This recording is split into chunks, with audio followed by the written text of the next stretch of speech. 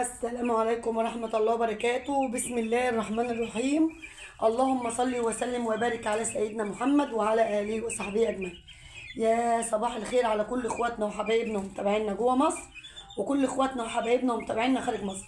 سموا بالله وصلوا على رسول الله حبيبنا وشفيعنا محمد. اللهم صل وسلم وزد وبارك عليك يا حبيبي يا شفيعي يا رسول الله. طبعا الفيديو من عند الكتاكيت البيضة الصغيرة، والنهارده عمر الكتاكيت 7 أيام. اليوم السابع للكتاكيت البيضة الصغيرة. عمرهم النهارده يا جماعة، الناس اللي ماشية معايا في الدورة بتاعة رمضان كل سنة وانتم طيبين، عمرهم النهارده 7 أيام. طبعا احنا بنخش نصور كده تلقائي قدامكم اهو. يعني بصوا الكتاكيت اهي مفردة كلها في مكان اهو، كل حاجة في مكان، مش ملمومة على بعضها، مش سقعانة، لأن احنا مظبطين الدنيا. والكتاكيت كانت السقاية دي أنا كنت هنا من حوالي 3 ساعات، حوالي يعني دلوقتي العصر مدا بقاله ساعة. أنا كنت هنا من حوالي 3 ساعات، وكنت حاطة المية، وكنت حاطة علف، وكنت مزودة لهم طبقة طبقة النشارة. كانت فيها فضلات كتير، وكنت مزودة عشان الفضلات سواء على شبك بلاستيك، سواء على نشارة، سواء على تبن. الفضلات بتسقعهم يا جماعة. هو النشارة أو التبن أهون من الشبك البلاستيك، لأن الشبك البلاستيك بيبقى بلاستيك وبيسقع، مع الفضلات بيسقع أكتر. فالموضوع كده أهون عليهم بكتير من الشبك البلاستيك، من شبك التحديد يعني. فدلوقتي برضو في كلا الحالتين، سواء على نشارة، على تبن، على شبك تحديد، لازم ان انتوا تنضفوا المكان او تعقموه بجير وتحطوا طبقة على طبقة. بصوا انا خلصت شكارة والله، وفضيت التانية اهي. يعني شكارة خلصت اهي، وفضيت التانية. انا بوريكم ان انا كنت جايبه 2 في الاول، والاتنين التانيين زي ما هم محلقه بيهم على الكتاكيت. الاتنين التانيين فضيت واحده كمان اهي. بس عايزه اقول لكم الفرق فرق كتير. فرق النشاره بتفرق كتير، تدفي الفراخ وبتحافظ على الفراخ برضو، بس برضو لازم ان انت طبقه كده وطبقه كده، وتنضفي وتعقمي. طبعا الاول بس نشوف الفضلات كده اهي، اعزكم الله. طبعا فضلات اهي فضلات اهي. انا بوريكم الحاجه كمان اللي قريبه مني، فضلات اهي. نشوف حاجه تاني، شوف فضلات كده تاني في اي مكان تاني، نلف كده اهي يا جماعه. فضلات اهي. اهم حاجه تخش تبصي على حمام الكتاكيت، على حمام الفراخ، ايا كان ايه. الفضلات اهي، فضلات اهي. احنا كده في الطبيعي. الفضلات اهي، بصوا فين؟ عند الحيطه اهي عند الحرقوبه اهي. فضلات اهي، عزكم الله. طبعا اهي فضلات الفراخ مهمه جدا ان انت تتابعيها وتبصي عليها. فضلات الاغلبيه بتاعتها كويس جدا جدا جدا اهي يا جماعه. بصوا فضلات اهي، عملت لكم زوم هناك اهي. برضه الفضلات كلها كويسه، ما فيهاش اي حاجه. فضلات كلها كويسه، ما فيهاش اي حاجه. طبعا زي ما انتم شايفين اهوت، العلف اهو حاطه الصبح والميه نضيفه. طبعا انا حاطه في الميه الصبح بصراحه خل، يعني انا حاطه في الميه الصبح خل، للامانه حاطه فيها خل. طبعا الكتاكيت دي لها جرعه من بعد ال10 ايام، يعني عمر 12 يوم لهم جرعه اللي هي كوكسيديا والكوليستيريديا يا جماعه. او هنشوف ايا كان ايه بقى هيدونا ايه. المهم هو لهم جرعه كمان، يعني لهم تحسينه كمان عمر 12 يوم. الفراخ الكتاكيت بسم الله ما شاء الله اهي. والعلف اهو موجود، ما لهوش اي حاجه. انا جيت اطلع علبه الزبادي، بصراحه لقيتها ساقعه من الثلاجه، سبتها على الرخامه بتاع المطبخ. لما تهدى شويه قلت احطها لهم بالليل. يعني انا لو ما حطيتش معاكم زبادي بالنهار، او ما حطيتش في الفيديو معاكم زبادي، زي الظروف اللي حصلت دلوقتي كده، طلع لقيتها ساقعه من الثلاجه، سبتها على رخامه المطبخ. مش هحطها دلوقتي، بحطها بالليل. يعني جيت اجيبها، انا نسيت اصلا اطلعها الصبح لما كنت عندهم، فبالليل ان شاء الله ابيتهم عليها. لان الزبادي بروتين، بيرفع البروتين يا جماعه، بيزود الوزن، كويس جدا جدا للفراخ من الكتاكيت من عمر يوم. لو هتفضلي تديه اسبوع، عندك بيض مسلوق، بيضه تسلقيها ماشي، عندك زبادي ماشي، عندك حته جبنه قريش ماشي، الحاجات دي كلها بترفع البروتين للكتاكيت عمر اسبوع. ولغيت الذبح، يعني مش شرط يا ام مصطفى كتاكيت وهي صغيره، مش شرط وهي صغيره. الحاجات دي اللي انا بقول عليها دي كلها لغيت الذبح، يعني ممكن تديها من اول يوم لغايه اخر الدوره.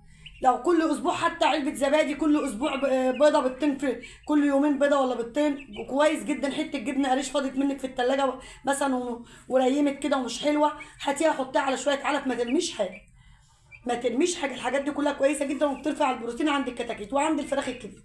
لو هتذبحي الصبح الحاجات دي كويسه جدا، مش شرط يكون حاجه صغيره وانت بترفعي البروتين عندها، لا الحاجه دي بتنفع في جميع الاوقات وفي جميع الاعمار. الحاجات دي كويسه جدا جدا جدا، وبترفع من البروتين وبترفع من الوزن، وخلاص بتفتح الشهيه، ومضاده للفيروسات ومضاده للكساح، وممتازه جدا جدا يا جماعه، ممتازه جدا جدا. اللهم صل على سيدنا محمد. انا ببص كده للعلافه، انا كنت ماليه العلافه دي على الاخر، الكتاكيت واكله. اهم حاجه ان انت تخشي تبصي على الكتكوت، شوفي دفيان سقعان، شوفي الحصانه بتاعته واكل مش واكل. يعني انت احنا بنخش نجيب اي كتكوت كده ونبص عليه، كتكوت بالصلاه على النبي نايم اهو، بالصلاه على النبي رجله دفيانه اهي، ابص كده الحصانه بتاعته واكل اهو. اللهم صل عليك يا نبي، تعالى اهو. اللهم صل على، بصوا الحصانه، بصوا يا جماعه الحصانه، بصوا الحصانه كتكوت، بصوا رجله دفيانه. اهم حاجات في تربيه الفراخ البيضاء يا جماعه مهمه. مش يكون ان انت تخشي تحطي سقوه وخلطه، او سقوه ميه وشويه علف وتنزلي، لا طبعا. شوفي الفراخ دفيانه من رجليها تعرفي كانت الفرخ دي سقعان دفيان من رجليه، واكل مش واكل، تبصي على الحصاله وتبصي على العلف وتبصي على الميه. الحمام في لون متغير في الحمام لا قدر الله، ابيض احمر بني اخضر، الحمام هيبين لك برضو صحه الفراخ. ممكن يكون في فرخ عنده برضه هيعطس هتسمعيه، كخ هتسمعيه، تتصرفي. التهويه عامله ايه؟ مهويه على الفراخ كويس. التدفئه عامله ايه؟ الفرشه بتاعت الحاجه دي نظيفه، المكان اصلا نظيف متعقم. مش ان انت تحطي ميه وعلف وتنزلي. الفراخ البيضه عايزه اهتمام، مش ميه وعلف ونجري، لا لا لا لا، ده في حاجات مهمه جدا جدا جدا. انت تبقي دكتوره حاجتك، مش نجيب شويه فراخ ونرميهم وهم ونصيبهم، لا انت اعملي اللي عليكي، اعملي اللي عليكي. زي انا كده لما نزلت لكم الفيديو امبارح في بتاع البط، مش مهمله فيه، بس هي اعمار، هي اعمار يا جماعه. السليم بيموت قبل العيان، السليم بيموت قبل العيان، هي اعمار. انت عملتي اللي عليك. ممكن انا يكون ليا حظ مع الفراخ البيضاء، يعني مثلا ماليش حظ في البط، ممكن ليا حظ في الفراخ البلدي، ماليش حظ في حاجه تانية. فمش كل حاجه هتبقى معاكي الدنيا وردي، لازم يبقى فيه ابتلاء في حاجه. فطبعا الحمد لله اللي بيجي في الريش بقى شيش، الحمد لله كله خير. وعلمتم بالغيب لاخترتم الواقع، لا علمتم بالغيب لاخترتم الواقع. برضو نرجع ونقول اللي بيجي في الريش زي ما قلت لكم بقشيش، كله خير من عند ربنا، بس برضو نعمل اللي علينا، لان دي طيره اخرس.